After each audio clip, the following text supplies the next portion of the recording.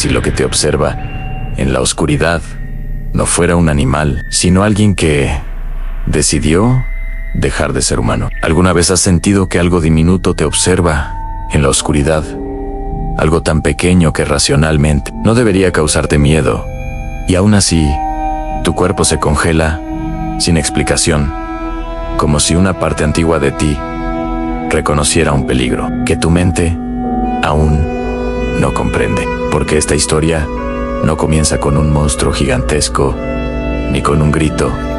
Comienza con una sensación, una presencia casi invisible que elige convertirse en algo insignificante para poder entrar sin ser invitada. Cierra los ojos por un instante e imagina África Occidental, finales del siglo X, cuando las fronteras aún no existían como hoy y los bosques espesos rodeaban aldeas de tierra roja que hoy pertenecen a Togo y Ghana, allí donde el viento nocturno no solo arrastraba el sonido de los tambores, sino también advertencias, especialmente entre los pueblos Ewe, en regiones cercanas al río Volta, lugares como Palimé, Kondú y aldeas que hoy solo existen en la memoria, porque en esas comunidades se susurraba una historia que no se enseñaba a los niños y no se gritaba jamás. Se contaba en voz baja, cuando el sol desaparecía y las lámparas de aceite eran lo único que rompía la oscuridad. Decían que algo podía entrar en las casas sin abrir puertas ni forzar ventanas, algo que simplemente estaba dentro cuando nadie miraba. Lo llamaban Atse, no como un nombre cualquiera, sino como una advertencia, porque el Atse no era un espíritu común ni un demonio externo. Era un ser humano que había cruzado un límite prohibido, alguien que había aprendido a abandonar su forma y regresar como insecto, como una luciérnaga, una mosca nocturna, algo tan común que nadie sospechaba, hasta que encontraba a su víctima, casi siempre un niño, un anciano o alguien debilitado, y entonces no solo bebía sangre, sino vitalidad, recuerdos, fuerza, dejando cuerpos vivos, pero vacíos. Y aquí viene lo verdaderamente aterrador. Si el Atse era capturado en su forma diminuta, no moría, se transformaba frente a todos en un ser humano. Casi siempre alguien conocido, un vecino, un familiar, alguien que había estado allí todo el tiempo compartiendo comida y sonrisas. Te imaginas descubrir que aquello que temías se sentaba a tu mesa. Los relatos sitúan los primeros grandes temores colectivos alrededor del año 1680, cuando varias aldeas comenzaron a reportar enfermedades inexplicables, niños que se debilitaban de la noche a la mañana y adultos que despertaban exhaustos, como si algo les hubiera sido arrancado mientras dormían. No había heridas, no había ladrones ni animales salvajes. Solo una pregunta que recorría las aldeas como un escalofrío: ¿quién es el Atse ahora? Porque decían que no atacaba por hambre, sino por voluntad, por envidia, resentimiento o venganza. Y entonces surgió el verdadero dilema: ¿cómo combatir algo que podía ser cualquiera? Porque el terror no vivía en una cueva, caminaba durante el día como todos y esperaba la noche para revelar su verdadera naturaleza. Y justo cuando el miedo comenzaba a dividir a las comunidades, apareció una figura clave: el Bokor, el sacerdote guardián del conocimiento ancestral, presente en aldeas como Queta, hoy los bosques cercanos a la frontera actual entre Togo y Ghana. Se decía que solo él podía detectar al Atse, no porque lo viera, sino porque lo sentía. Durante ceremonias nocturnas, invocaba a los ancestros y observaba el fuego, el comportamiento de los animales y el sonido del viento. Y según la tradición, el Atse no soportaba ciertos olores: hojas amargas, pimienta africana y preparados vegetales colocados en las entradas, no para matarlo, sino para obligarlo a rebelarse. Cuando uno era descubierto, no se le ejecutaba de inmediato. Primero venía el juicio comunitario. Los relatos hablan de convulsiones, cambios de voz y miradas vacías, señales de que el espíritu había sido arrancado de su escondite. Pero no todos sobrevivían al proceso, porque existía una creencia inquietante: el Atse no siempre nacía, A veces se hacía. Algunas personas aprendían a convertirse mediante pactos y rituales prohibidos, y una vez cruzado ese umbral, ya no podían volver atrás. Cualquier rival, cualquier solitario podía ser sospechoso, y el miedo no solo protegía, también destruía. Los ancianos advertían que el Atse se fortalecía con el caos social. Por eso su nombre solo se pronunciaba de noche y con cuidado.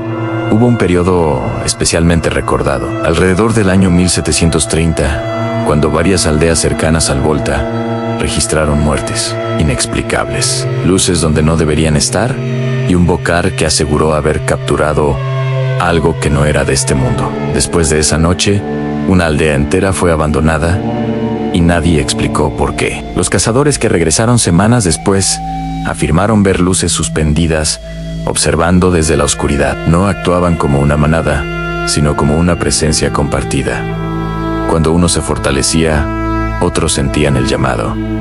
Las víctimas no siempre morían. Algunas quedaban marcadas durante años con pérdida de memoria y cambios de carácter. Se decía que el Atse prefería a quienes estaban emocionalmente aislados. Por eso surgieron normas estrictas. Nadie debía dormir solo. Los conflictos se resolvían rápido. La comunidad era defensa espiritual. Misioneros europeos del siglo XVII registraron estas creencias como un sistema complejo y no simples supersticiones, especialmente durante la estación lluviosa, cuando el Atse se movía con mayor facilidad. En torno al año 1765, una familia entera enfermó sin causa aparente, y el Bokar señaló a un agricultor respetado, silencioso. El ritual confirmó la presencia, pero algunos ancianos advirtieron que castigarlo podía liberar algo peor. Optaron por el destierro. Fue expulsado hacia los bosques húmedos del sur y nunca volvió. Pero las enfermedades continuaron y el miedo se multiplicó. El Atse no temía ser descubierto, temía ser olvidado. Hacia 1790 las aldeas cambiaron sus rutinas nocturnas. Sellaban casas, marcaban niños con ceniza y aceite. Se decía que el Atse había aprendido que ya no necesitaba ocultarse solo como insecto. Podía manifestarse parcialmente, una presencia que no proyectaba sombra, pero dejaba agotamiento, que no tocaba, pero debilitaba. Aprendía de los humanos, sembraba discordia sin matar, porque no necesitaba hacerlo. Bastaba con dividir. En el año 1802 ocurrió algo decisivo. Una noche sin insectos, un silencio antinatural. El Bokar pronunció una frase prohibida. Cuando el Atse deja de volar, empieza a caminar. Al amanecer, un anciano apareció vivo, pero sin recuerdos. El espíritu ya no robaba fragmentos, tomaba vidas completas sin matar el cuerpo.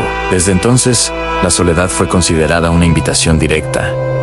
El aislamiento ritual se volvió protección. Nadie debía quedar solo, porque el Atse podía moverse de un cuerpo a otro con tiempo suficiente. Y entonces surgió una idea aterradora. Quizá no era un intruso, sino una consecuencia. Alimentado por resentimientos no dichos, por silencios prolongados, se organizó una gran vigilia cerca del Volta, no para destruirlo, sino para cerrarle el paso. El ritual exigía confesiones, envidia, rencores, deseos ocultos, y mientras hablaban algunos vieron pequeñas luces huir del círculo. El Atse no murió, se retiró, debilitado, convertido en advertencia. Los ataques disminuyeron, pero nunca desaparecieron del todo. Los ancianos repetían que el Atse escucha siempre, porque no pertenece al pasado, pertenece a las grietas humanas. Con el tiempo, se convirtió en enseñanza, no en alarma. No viajen solos, no duerman donde nadie los conoce, no guarden rencores, porque el Atse no nace, se llega a ser. Y cuando una comunidad negó su existencia por completo, comenzaron los sueños compartidos, insectos que no volaban, solo esperaban. El cansancio los obligó a abandonar la aldea, y la historia se detuvo ahí, no por falta de final, sino porque continuar era peligroso, porque el Atse no pregunta si crees en el pregunta que estás guardando en silencio. Y por eso esta leyenda no ofrece victoria definitiva, solo una advertencia que atraviesa siglos. Si comprendes la historia, el se pasa de largo si no encuentra dónde quedarse.